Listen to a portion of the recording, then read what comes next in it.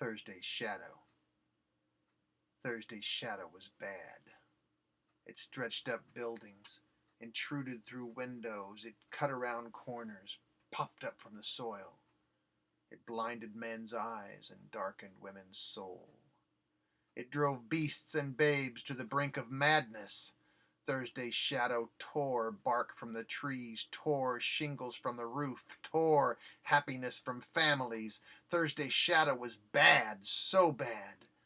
Thursday's shadow was bad. Revulsed at the association, Thursday sought to soothe her soul reflection. She thought to lose her caste compulsion, to exorcise her demon diversion, that black refraction of who she did not know and would not affiliate given any choice.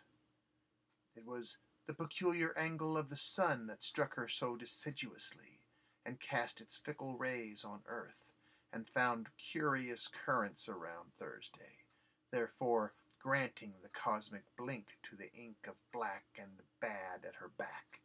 Too sad that Thursday's shadow was bad. So bad. Thursday's shadow was bad. Seeking redemption sans repentance or retribution, Thursday ran en route to the wise man that society had placed so deliberately on the outskirts of town, past the cemetery, under the bridge, beyond the view of the city fathers. She raced to him as one possessed. That is, she fled, and her shadow resisted. She found him sitting piously. That's how she knew he was wise. And she poured out her pity as her shadow writhed in pretend pain. It searched the cracks of the shack and the corners for a clutch of any hidden weapon, secret or whisper. For such it was that Thursday's shadow was bad. So bad, Thursday's shadow was bad. The man of wisdom examined her most vigorously, both inside and out, and in ways about which she had never heard, nor experienced, nor shouted aloud. When they were spent, and the truth vented, he entered a trance. She danced to the flicker of a candle flame, the shade split and corrupted upon the walls. Well and still, he opened his eyes and saw and spoke a beam of truth. He scared and shattered her to the core, for that was his intent, to explore and pour out more doubt. He said with conviction that the shadow came to him seeking cover. It believes itself to be real. It wants confirmation of its contemplation. It mocks its reflection. It enters my mind, my home, my peace, my fantasies with questions of morality and how it may better escape it now. Not a care that it corrupts us all because Thursday's shadow was bad. So bad. Thursday's shadow was bad.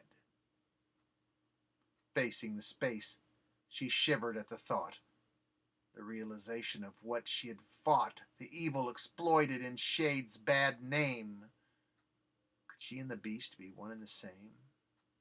Or maybe the dark companion was more of the real, and what of the coldness she only could feel. The light of discovery contaminated her. She had been where her every shadow fell. She had done what her every shade said. She, perhaps, was the dark invisible. The real was the dream was the real.